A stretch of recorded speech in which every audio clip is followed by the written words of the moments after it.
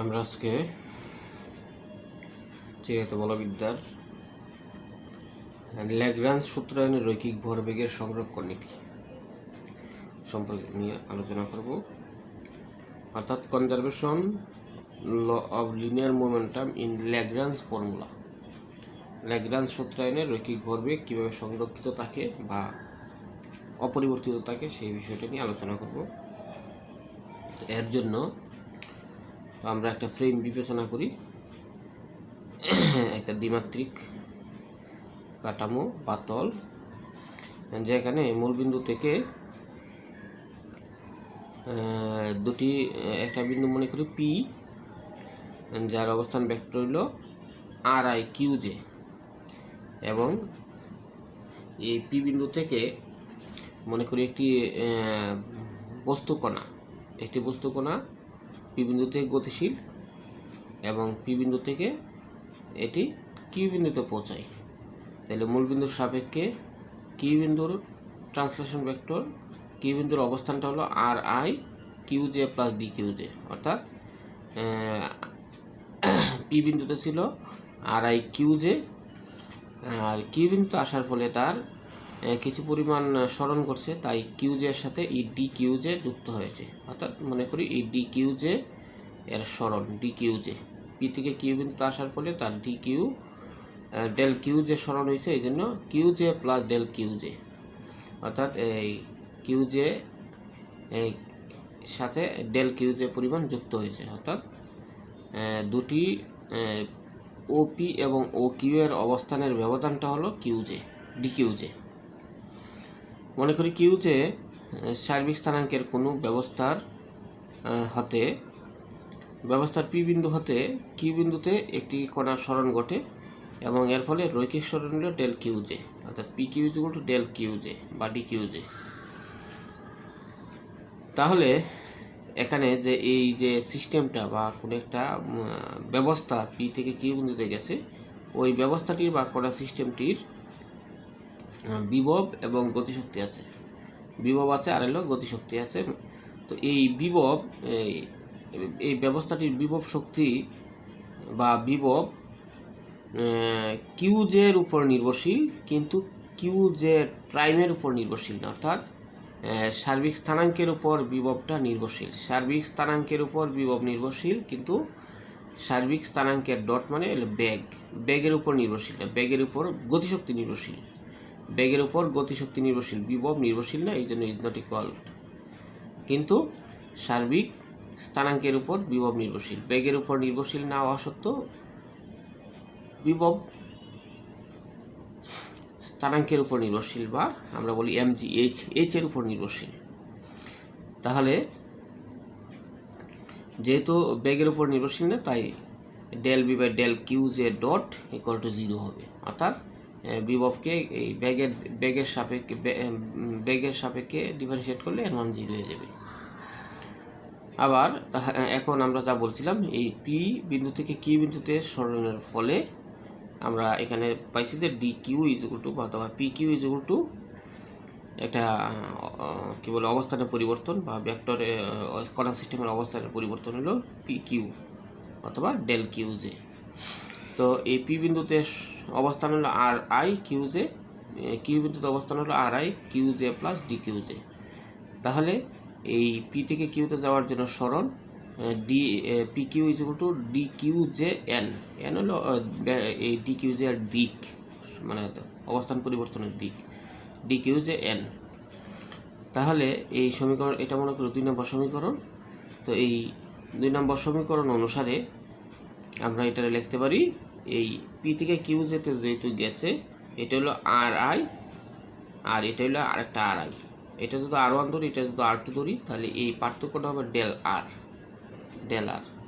এটা যদি R1 ধরি, এটা যদি R1, অর্থাৎ সহজ ভাষায় এই ওপি এবং ও কিউ এর ব্যবধানটা ভেক্টর অনুসারে এই পি কিউ সমান সমান delta R I is equal to এই delta R I is equal to del Q J N. তাহলে এই del R I del Q J কে যদি আমি নিচে নিয়েছি, ডেল আর আই বা del Q J is equal to N, এটা হলো 3 নম্বর সমীকরণ। এখন আমরা এই del R by del Q J equal to লিখতে পারি, এটা হলো ফাংশনের সীমা সূত্র অনুসারে ম্যাথমেটিক্সে আছে, del R by del Q J is equal to limit del Q j tends to zero. যদি ডেল কিউ জে শূন্যের কাছাকাছি হয় তখন এই দ্বিতীয় বিন্দুর অবস্থান বিয়োগ প্রথম বিন্দুর অবস্থান, R I Q J plus D Q J minus প্রথম বিন্দুর অবস্থান হলো আর আই কিউ জে, কার সাপেক্ষে? এটা হলো ডেল কিউ জে এর সাপেক্ষে।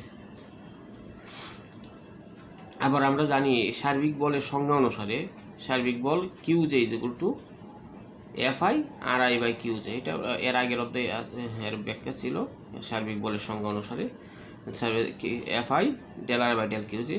আবার এই 3 নম্বর সমীকরণ del R by del Q J মানে এন, তার মানে এখানে এন এর মান বসানো হয়েছে 3 নম্বর সমীকরণ থেকে।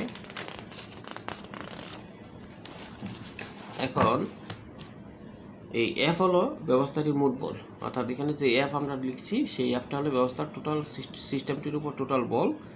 আর এই কিউ জেকে বলা হয় সার্বিক বল, কিউ জেকে বলা হয় সার্বিক বল। এই সার্বিক বল হলো কি ভেক্টর বস্তু কণাটি যে অবস্থানে যে পরিবর্তন করেছে সেই অবস্থান পরিবর্তনের দিকে মূলত মোট বলের উপাংশটি। কিউ জে সার্বিক বলটা হলো পরিবর্তনের দিকে এফ এর উপাংশ। আবার এই গেল সার্বিক বলের দিক। আবার আমরা জানি সার্বিক ভরবেগ ইজ ইকুয়াল টু ভরবেগ P J is equal to সার্বিক ভরবেগ p is equal to del T by del Q J dot del T by del Q J dot, অর্থাৎ বেগের সাপেক্ষে গতিশক্তির পরিবর্তনটা হলো সার্বিক ভরবেগ। তো এই তাহলে অর্থাৎ এখানে এই হাফ এম বি স্কোয়ার গতিশক্তি মানে হাফ এম বি স্কোয়ার মানে বি স্কোয়ারটা হলো গতিশক্তি মানে হলো half M B square, half M B square. এই হাফ এম ভি স্কোয়ার মানে এখানে কিউ জে ডট স্কোয়ার। তারপরে এটা যদি গতিশক্তি হয় তাহলে গতিশক্তিকে কিউ জে ডট দ্বারা ডিফারেন্সিয়েট করলে একটা মান পাওয়া যায়, এই মানটা হলো ভরবেগ। এই মানটা হলো কি? ভরবেগ এম বি। এটাকে del T by del Q J dot যদি দিই তাহলে হবে এম কিউ জে ডট হবে এম কিউ জে ডট, অর্থাৎ ডেল কিউ জে ডটের সাপেক্ষে টিকে ডিফারেন্সিয়েট করলে কিউ জে ডট, তার মানে এই Q J M Q J ডটটা হলো ভরবেগ পি জে। এই হিসাবে P J is equal to del T by del Q J dot লিখতে পারি গতিশক্তি। তো এই গতিশক্তি আবার T is equal to half M B square মানে আর ডট স্কোয়ার। তো এখন এই টি এর মান যদি পি জে এখানে বসাই 5 নম্বর সমীকরণে তাহলে del Q J dot half M B square বা আর ডট স্কোয়ার। একইভাবে এটাকে আমরা এমটা যেহেতু ধ্রুবক এটা বাইরে গেছে আর ডট স্কোয়ারে ডিফারেন্সিয়েট করলে 2 r dot del R by del Q j 2 এই 1/2 আর এই আর স্কোয়ারের আর ডট স্কোয়ারের ডিফারেন্সিয়েট করলে একটা 2 নিচে আসবে, এই হাফ আর 2 কাটা চলে যাবে, অর্থাৎ হাফ ইন্টু 2 আসবে ডিফারেন্সিয়েট করলে। তো 2 আর হাফ কাটা যাবে, তো তাহলে থাকবে m i R i square আসার পর তারপর আর আইকে আবার যদি ডিফারেন্সিয়েট করা হয় তাহলে কী হবে? R I dot by del Q J dot এগুলো পারার কথা অবশ্য, কারণ ডাবল ডিফারেন্সিয়েট এই আর ডটকে যদি ডিফারেন্সিয়েট করি তাহলে প্রথমে হবে 2 r dot del R I by del Q j. প্রথমে n r n minus 1 x স্কোয়ারের ডিফারেন্সিয়েশন হলো কি n x to the power n x to the power n minus 1 by d of x to the power n minus 1 by d t, এরকমভাবে অর্থাৎ x to the পাওয়ার এনের সূত্র অনুসারে differentiation করা হয়েছে। সহজ বিষয়। Del R by del Q J D L ল্যাম্বার্টের নীতি অনুসারে আমরা জানি এখানে del R I dot by del Q J dot সমান সমান del R I by del Q J. D L ল্যাম্বার্টের নীতি আমরা পড়ছি, del R I by del Q J মানে দুটি ফাংশন যদি আলাদা আলাদা থাকে তাহলে এই প্রত্যেকটা ফাংশনের উপর ডট দিলে অর্থাৎ ডিফারেন্সিয়েট করলে ডি ডিটি, উপরের ফাংশনটির ডিফারেন্সিয়েট সময়ের সাপেক্ষে নিচের ফাংশনটির ডিফারেন্সিয়েট সময়ের সাপেক্ষে, অর্থাৎ উপরে নিচে ডিডিটি লেখা যায়। তার মানে এই আরআই বাই কিউজে কে RI dot by QJ dot দ্বারা প্রকাশ করা যায়, এটা ডিএলএমবার্টের প্রিন্সিপাল। তাহলে এই ডিএলএমবার্টের প্রিন্সিপাল অনুসারে এই আরআই বাই কিউজে মানে এন, আরআই বাই কিউজে মানে এন, আমরা এর আগে লিখে আসছি। এটা হলো 4 নম্বর সমীকরণে del RI by del QJ মানে N, del RI by del QJ মানে এন হওয়ার কারণে এখানে এন এর মান বসবে। তার মানে এই এমআই আরআই হলো এমআই আরআই ডট মানে ভরবেগ, আরআই ডট মানে বেগ, এই কারণে এমবি মানে ভরবেগ পি, আর এন এর জায়গায় এন আছে। তারপর ব্যবস্থাটির গতিশক্তি আমরা টি এর মান নির্ণয় করছি, এর পূর্বে টি এর মান নির্ণয় করলে এখন এই গতিশক্তির যে ব্যবস্থাটির যে গতিশক্তি, এই গতিশক্তি আসলে বেগের উপর নির্ভরশীল, গতিশক্তি কিউজের ডটের উপর নির্ভরশীল, কিউজের ডট হলো বেগ, কিন্তু কিউজের উপর গতিশক্তি নির্ভরশীল না, অর্থাৎ বিভবের উল্টাটা, বিভব কিউজের উপর নির্ভরশীল, কিউজের ডটের উপর নির্ভরশীল না, কিন্তু গতিশক্তি কিউজের ডটের উপর নির্ভরশীল, কিউজের উপর নির্ভরশীল না। তার মানে এই গতিশক্তিকে কিউজের সাপেক্ষে ডিফারেন্সিয়েট করলে এটা শূন্য হয়ে যাবে, কারণ নির্ভরশীল না যেহেতু। আবার আমরা জানি ল্যাগ্রাঞ্জের সূত্র অনুসারে DDT of del L by del কিউজের dot minus del L by del QJ equal to 0, ল্যাগ্রাঞ্জের ফর্মুলা। তারপর আমরা গতদিন পড়ছি, এর আগে একটা লেকচারে আছে আমাদের পূর্বের লেকচারে, L equal to T minus V, অর্থাৎ ল্যাগ্রাঞ্জিয়ান এল ইকুয়াল টু গতিশক্তি বিভব শক্তি, মানটা বসাইলাম আমরা এখানে। তারপর এই টি মাইনাস বিকে আলাদা আলাদা করে ডেল ডেল কিউজের ডট আলাদা করা হয়েছে, ব্র্যাকেট ক্লোজ ব্র্যাকেট ওপেন করে, আর এটা তো কীভাবে ব্র্যাকেট ওপেন করা হয়েছে। তো আমরা এর আগে যে সূত্রগুলো লিখছি, একটা হলো ডেল বি বাই ডেল কিউজেড, অর্থাৎ বিভব বেগের উপর নির্ভরশীল না, এই জন্য এটার মান শূন্য। বিভব বেগের উপর কিউজেড ডটের উপর নির্ভরশীল না, এই কারণে এটা শূন্য। আর গতিশক্তি কিউজের উপর নির্ভরশীল না, এই কারণে এটা শূন্য। তার মানে দুইটা ফাংশন বাদ বাকি থাকে দুইটা ফাংশন, এই দুইটা ফাংশন সমান। আবার এই del T by del q z মানে কিউ ডট মানে del T by del q dot মানে পি, ভরবেগ, ঠিক আছে। এটা হলো 5 নম্বর সমীকরণে আছে। তাহলে এটা সমান সমান এটা হবে, এটা সমান সমান এটা, এখানে একটা সমান চিহ্ন দিলে এটা মাইনাস হয়ে যাবে, এই মাইনাস, আর ডি ডিটি অফ পিজে মানে PJ dot, D DT of PJ মানে পিজে ডট, আর এটা ডান পাশে চলে গেছে। তো এই del minus del B by del QJ, অর্থাৎ বিভবের ঋণাত্মক নতিমাত্রা, বিভবের ঋণাত্মক নতিমাত্রাকে বল বলা হয় এফ, বিভবের ঋণাত্মক নতিমাত্রাকে বল বলা হয়।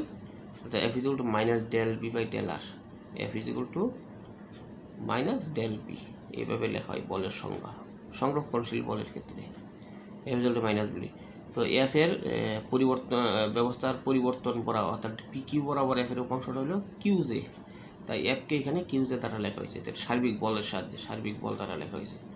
তার মানে কিউজ ইকুয়াল টু